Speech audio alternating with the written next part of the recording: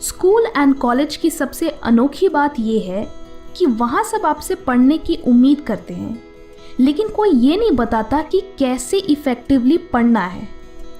बस मान लिया जाता है कि ये आप खुद ही फिगर आउट कर लोगे। नो वंडर इतने सारे स्टूडेंट्स पढ़ाई के मामले में इतना स्ट्रगल करते हैं। वो मेहनत करते हैं, रिवीजन करते हैं, बट एग्ज़ाम आते आते सब भूल जाते हैं। ऐसा इसलिए होता है क्योंकि most of the popular learning techniques जो स्टूडेंट्स एग्ज़ाम टाइम में यूज़ करते हैं वो एक्चुअली सबसे कम इफ़ेक्टिव होते हैं। आज के इस वीडियो में मैं आपको 2 ऐसे स्टडी टेक्निक से इंट्रोड्यूस करूंगी जो नंबर 1 हाईली इफ़ेक्टिव है क्योंकि ये साइंटिफिकली प्रूवन है, नंबर 2 इससे आपको इन्फॉर्मेशन लंबे समय तक याद रहेगी, एंड नंबर 3 कि इससे आपके मार्क्स सिग्निफिकेंटली इंप्रूव होंगे। तो पहली टेक्निक है एक्टिव रिकॉल। इसे समझने के लिए लेट्स अंडरस्टैंड दिस। मेरा आपसे एक सिंपल सा सवाल है, क्या आप 100 रुपए के नोट को बिना देखे ड्रॉ कर सकते हो? शायद नहीं। दिस शोज कि सिर्फ रीडिंग या रेपिटेशन से चीजें याद नहीं होती। मेजॉरिटी स्टूडेंट्स क्या गलती करते हैं? आप क्लासरूम में बैठते हो, इंफॉर्मेशन सुनते हो, फिर घर जाते हो, बुक रीड करते हो, करते रहते हो जब तक कि आपको वो इंफॉर्मेशन याद नहीं हो जाए। ये पैसिव लर्निंग है, यानी आप नॉलेज को बिना किसी एफर्ट के एक्वायर कर रहे हो। यही आपकी सबसे बड़ी गलती है। एक्टिव रिकॉल में आप इंफॉर्मेशन को रीड करने के बाद अपनी अंडरस्टैंडिंग को टेस्ट करते हो, यानी आप उस इंफॉर्मेशन को अपनी मेमोरी से रिकॉल करते हो कि इस पर्टिकुलर पैराग्राफ या टॉपिक से मुझे क्या सीखने को मिला। ये टेक्निक इस प्रिंसिपल पर बेस्ड है कि किसी भी चीज़ को याद करने के लिए आपको अपने ब्रेन को स्टिम्युलेट करना होगा। जब आप खुद से क्वेश्चंस पूछते हो तो आपके ब्रेन को आंसर याद करने के लिए एफर्ट लगाना पड़ता है, जिससे वो स्टिम्युलेट होता है। अब जितना ज़्यादा ब्रेन पावर उसे याद करने में लगाओगे उतने ही अच्छे से वो इंफॉर्मेशन आपके ब्रेन में एनकोड होगी। जस्ट लाइक जब आप एक्सरसाइज करते हैं तो हैवी वेट्स लिफ्ट करने से ही आपके मसल्स बनते हैं। इन द सेम वे आप इंफॉर्मेशन को याद करने में जितना ज़्यादा एफर्ट लगाओगे वो इंफॉर्मेशन उतने ही अच्छे से आपके ब्रेन में सेव होगी। सो एक्टिव रिकॉल करते कैसे हैं?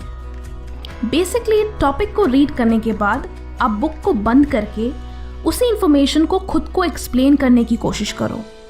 देन बुक से कंफर्म करो कि आपकी अंडरस्टैंडिंग सही है या नहीं, एंड अगर आपने कुछ मिस आउट किया तो दोबारा इस प्रोसेस को रिपीट करो ना। अगर इंफॉर्मेशन बहुत कॉम्प्लिकेटेड हो तो आप बुक की हेल्प के बगैर अपनी मेमोरी से फ्लो चार्ट्स या माइंड मैप्स बनाने की कोशिश करो, जिससे कि आप उस इंफॉर्मेशन को एक पिक्चर फॉर्मेट में याद रख सको। जब आप माइंड मैप्स बनाते हो तो वो एक पजल की तरह बन जाता है, क्योंकि मोस्टली बहुत सारे पॉइंट्स इंटरलिंक्ड होते हैं। तो अगर आप कुछ भी मिस आउट करते हो तो इंटरकनेक्टेड लिंक से आप उसे रिकॉल कर सकते हो। एक और चीज़ जो एक्टिव रिकॉल का बेस्ट ऑप्शन है वो है previous year question papers and mock test papers. You will be surprised कि इससे आपकी मेमोरी की कितनी अच्छी एक्सरसाइज होती है। अब कुछ दिन बाद जब आप उसी टॉपिक को रिवाइज करोगे then you will feel like कि मुझे तो कुछ याद ही नहीं, और आप फिर से बुक को रीड करना चाहोगे। एंड यही मिस्टेक 99% स्टूडेंट्स कमिट करते हैं। सही तरीका ये है कि आप सिर्फ टॉपिक को देखकर उसे रिकॉल करो, खुद से क्वेश्चंस करो, एंड देन मटेरियल रेफर करो कि आपने एग्जैक्टली क्या मिस आउट किया। हर बार इस तरह रिवाइज करने से वो इंफॉर्मेशन ओवर टाइम आपकी शॉर्ट टर्म मेमोरी से लॉन्ग टर्म मेमोरी में ट्रांसफर हो जाएगी। अनदर टेक्निक जो आप एक्टिव रिकॉल के साथ कंबाइन कर सकते हो वो है the spaced repetition technique. Majority students ये प्रॉब्लम फेस करते हैं कि जब भी वो किसी चैप्टर या बुक को कुछ हफ्तों बाद रिवाइज करते हैं तो उन्हें मोस्ट ऑफ द डेटा याद नहीं होता, और फिर लगता है कि पहले से याद करने का क्या फ़ायदा जब एग्ज़ाम तक कुछ याद ही नहीं रहता। डू यू नो ऐसा क्यों होता है? It's because of the forgetting curve. अब आप सोचोगे कि ये क्या है? ये वो थ्योरी है जो कहती है कि विथ टाइम हमारा ब्रेन किसी भी इंफॉर्मेशन को हाई रेट से भूलता है, यानी ओवर टाइम मेमोरी फेड होती जाती है। इस थ्योरी के मुताबिक जब भी आप किसी टॉपिक को याद करते हो तो उसके 1 घंटे बाद आपको सिर्फ 44% चीज़ें याद रहती है, उसके 1 दिन बाद 33%, 2 दिन बाद 28% और ऐसे ही धीरे धीरे करके 31 डेज के बाद आपको सिर्फ 21% इंफॉर्मेशन ही याद रहती है। सो सोल्यूशन क्या है? सोल्यूशन ये है कि आप जितनी बार इस फॉरगेटिंग कर्व को इंटरप्ट करोगे आपको उस चीज़ को भूलने में और भी ज़्यादा टाइम लगेगा। लेट्स से कि आज आपने बायोलॉजी में नर्वस सिस्टम पढ़ा, देन आप इसे कल रिवाइज करो। रिवाइज मतलब एक्टिव रिकॉल करो, नॉट रीरीड। फिर 3 दिन बाद फिर रिवाइज करो, फिर 2 हफ्ते बाद, फिर 1 महीने बाद। इस प्रोसेस में आपको अपने रिविजन्स के बीच का गैप धीरे धीरे बढ़ाना है, इसीलिए इसे स्पेस्ड रेपिटेशन कहते हैं।